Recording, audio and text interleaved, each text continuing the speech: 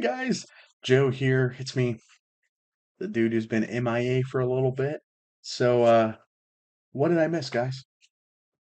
He's what? Hamzat's champion? He actually fought? Come on, that's not true. DDP clearly painted like a tunnel, you know? Like he painted a tunnel and then tricked Hamzat into running into it, right? Or he like waited and then had like the bowl thing for him to shoot his double leg and then turned it and as he hit it because it was an anvil there, Bugs Bunny style, right? No, don't know if I believe you. Don't know if I believe you. What else happened? Two fighting nerds lost in the same night. Yeah, I don't believe this for a second. Uh, guys, I'll be right back. One sec. Okay, so enough talk. Let's get to it.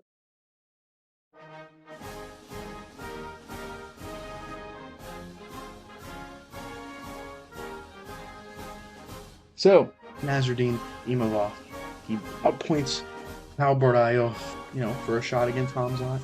Lots of fouls in this one. Lots of fouls. Eye pokes from Imavov, low blows from both guys.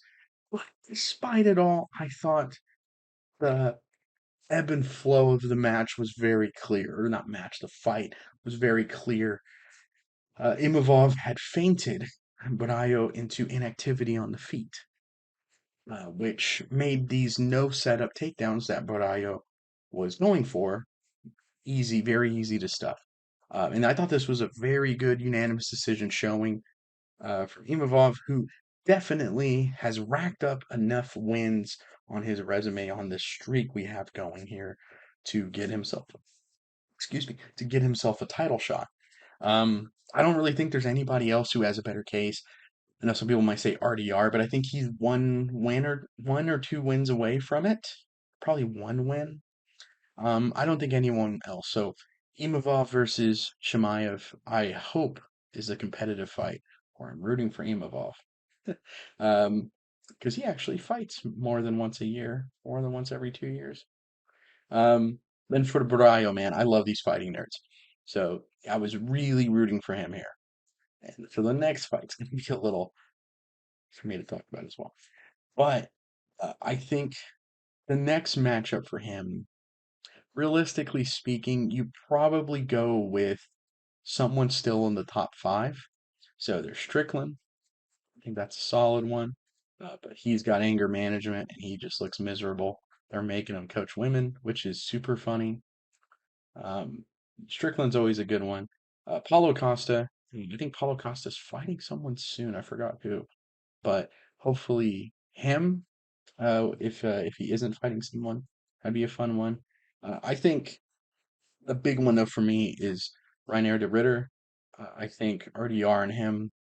I think they both benefit from that fight, and I think that's a fun matchup for both of them. There's no holding me back. I'm not driven by fear, On the I'm co-main just event, driven by Benoit you. Saint-Denis. He And pressures Mauricio Ruffy for a win.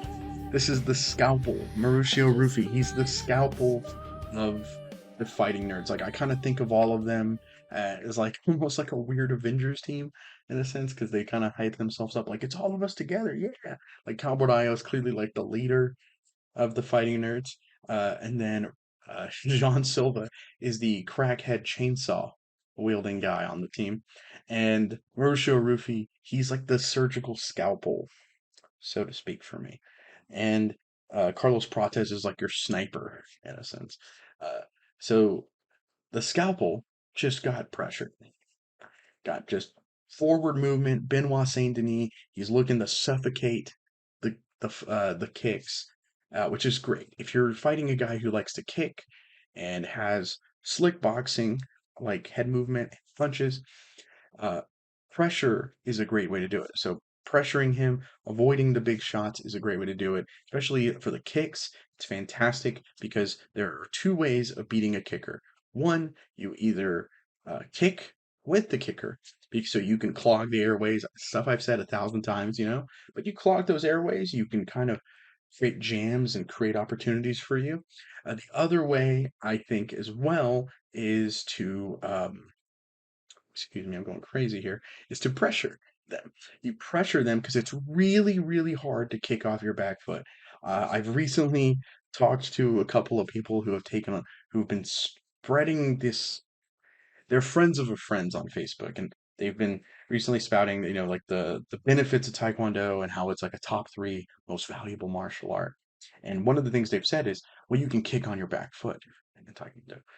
And I've done some Taekwondo. And you kind of can kick on your back foot. You can kind of step off to the side as you're retreating and get a spin, which is nice. You know what, though, is in MMA, there's one fight in particular to show you why you technically can do it, but you shouldn't do it because that's a little dumb. There's two fights I think of. One was Uriah Hall, Robert Whitaker. Robert Whitaker would close the distance on him in like a first movement to try and like clinch up, take the back of Uriah Hall every time. He looked to spin. And the other fight is a personal favorite of mine. Alexa Grasso, Valentina Shevchenko won, where Valentina has this really bad tell where if she's being pressured on the feet and being pressed, she spins. If she feels like she's going to do it, she's going to spin every time. And she was spinning and she got her back taken. And so spinning on your back foot, aka also goes with kicking on your back foot, never a good idea. So pressure is a fantastic thing to do here. Benoit Saint-Denis, super smart game plan for a guy who fights like an absolute meathead. Very incredible, intelligent game plan here.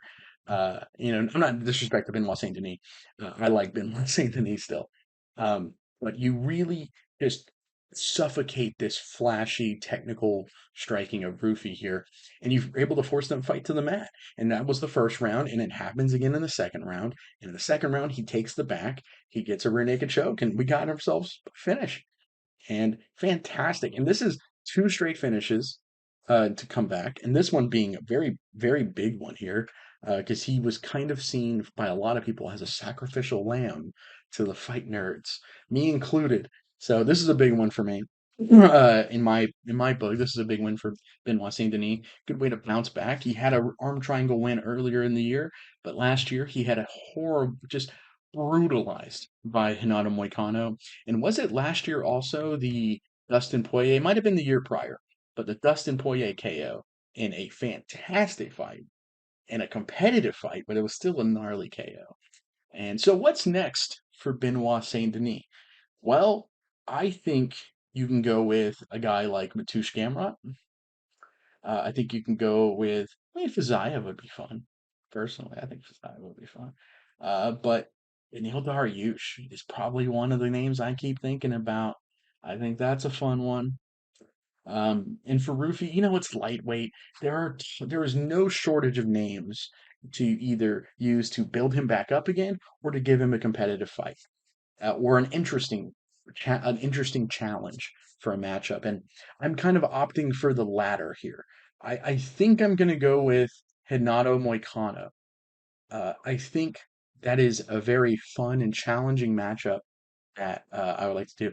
Honestly, I've been thinking instead of like doing hot takes, I didn't do a hot take. Was it last week?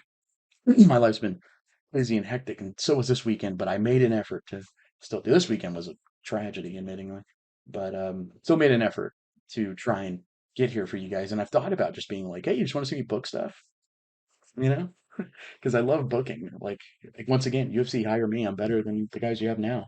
Trust me, I'm infinitely better, and I'm probably cheaper. The other fight of note I want to talk about here is Modestas Bukauskas retiring Paul Craig. So Modestas Bukauskas, he's really known for one having a fun to pronounce name, and two for being a low line sidekick to the knee, which injured him really bad. One of the gnarliest ones ever against Khalil Rountree. Excuse me one moment. On pause. Yeah. Sorry, I had to. Throat was getting dry. I don't know if you guys could hear it in my voice, but throat was getting real dry. He's kind of risen from the ashes in this second run, and he's become very fun finisher. And I think it's weirdly ironic and almost fitting in a way that he ends the career of another beloved finisher, in a way, almost a passing of the torch, hopefully in a fun way, in Paul Craig. Now, if you're a fan of this channel, we talk about the OSW boys stable in MMA. Me and Carl have our own boys stable. And Modestus Bukauskas, he might as well, he's either in the stable or he's, at the boy and breakfast, waiting for his spot to get in the line. And Paul Craig is also in that for me as well. But for Carl, Paul Craig is his, excuse the term, this is the OSW term, the bottom boy. That's his dude, like Paul Craig. I don't know if that's his bottom boy 100%, but I would imagine so. So this was another boy versus boy matchup because Nikita Krylov also fought Paul Craig on my first ever recap video, and it's one of my boys, Nikita Krylov. But Paul Craig, uh, you know, he got put on his back. He was in some rough spots and just got put out with an elbow. When the round ended, Cowsis got up. Paul Craig couldn't call it. So, and Paul Craig retires with this one. And he has a very fun resume. All finishes in his UFC career. A lot of the night bonuses, but he has 3 champions on his belt. Yeah, he's got 3 of them. He has the ghost of Shogun Hua, which we're not going to fault Paul Craig for that. We're not going to fault Shogun Hua for that. It just is what it is. We have Ankalaev's only loss in MMA. Crazy. At like 459 in the third round. It's nuts. And you have one of my favorite, probably in my top 3 favorite submissions of all time. And if you're not if you're faint of heart or a little squeamish, wouldn't recommend checking it out. But if you aren't and you haven't seen it somehow, definitely do. Jamala Hill, oh my gosh, he breaks his arm, and his arm is flopping, and his arm's broken. It's flopping, and Paul Craig is like, "Oh, he hasn't tapped. I guess I'm going to elbow him." And he's literally elbowing him, just going to town. It's a TKO finish, but still, just elbowing the crap out of Jamal Hill, who's stuck in a triangle with his arm flopping, just like all over the place. It's disgusting. It is horrendously disgusting, and I love it. Um, it's so enjoy retirement, my friend. To you, Paul Craig, enjoy retirement, but you absolutely deserve a very happy retirement, and you were absolutely. And I'm not just saying that because I'm on the spot and I'm kind of putting this message to you. You were absolutely one of my favorite big guy grapplers, very Frank Mir-esque with how adept you were off your back. And that's something you don't see in the upper weight classes, and that's something that we should celebrate, I believe, as I think that is a true showing of people talk about with a Huggy Bear, the Charles Barnett with the lead legs double spin kick or the lead leg wheel kick over Gian Vellante. Mentally, I'm a featherweight, because he does the front flip after. I think a true martial art showing of that is being adept off your back in the bigger weight classes because it's a lot harder to do with how strong everybody is.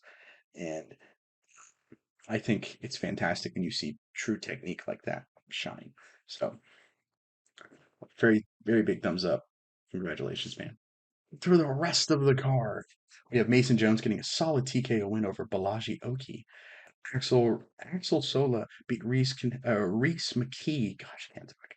With a Rutan favorite left hand right here. A Rutan favorite. Definitely, definitely rusty. You can tell.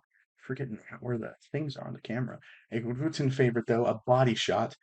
William Gomez beat Robert Rushala in the one of 2 decisions on the card. Everything else was a finish. Omar Sy beat Brinson Ribeiro by TKO in the first round. Auntie Delija beat Marcin Tybura by KO in the first round. Cal Fernandez beat Harry Hardwick with another Rutan favorite, the low kicks. Gotta love it. Sam Patterson beat Trey Waters by TKO in the first round. Robert Bryjak beat Brad Tavares with a TKO in the third. It's another, uh, journeyman middleweight guy that's probably near the end of his career. We'll probably do I imagine, retirement with him for him in the next couple of years. Hinat Fakhretdinov got a sub 1 minute TKO, under a minute, over Andreas Gustafsson. And finally, Sam Hughes opened up the card with a rear naked choke over Sean O'Bannon. That's it for this card. UFC Paris. How was it? I actually had a great time with it. I've been real busy with a lot of, I'm not gonna speak on it. It's not my thing to say, but someone very close to me is going through something right now, and so I've been, you know, trying to help when I can. It's one of those things where it's someone close to me, but I'm not the one that's going to be there. People very close to me are directly involved trying to help out. And so all I can do is kind of provide support to everyone involved. You know what I mean? I don't want to go into details because it's not my story to kind of say. But, Carl's aware of the situation. So I was like, hey, heads up, man. Um, like this is going on. But life's been crazy despite that. I've been trying to work, I've been trying to lose weight. It hasn't been working, as you can tell. But I've also been busy with some side stuff I do on as well. I do a lot of volunteer work I started doing earlier this year, like pretty consistently. That's going to change things up for me. So wherever, like that's where I've been, and that's what I've been doing. Luckily, it's not me going through a depression or anything like that. I'm still here. I'm still a very happy guy, and I'm still here to, try to whenever I can. What's it called? And I'm making more of an effort, trying to devote time to do this, because I haven't even been watching fights all that much, sadly, because I've been just so busy. Uh, but I'm here. I'm sticking around. I got y'all's backs today. I'm gonna have y'all's backs, hopefully even more, just as consistent as it used to be in the future. And so this is my apology as Joe from the INC, from me to you. So once again, I'm Joe with the INC. Thank you so much for watching. Peace.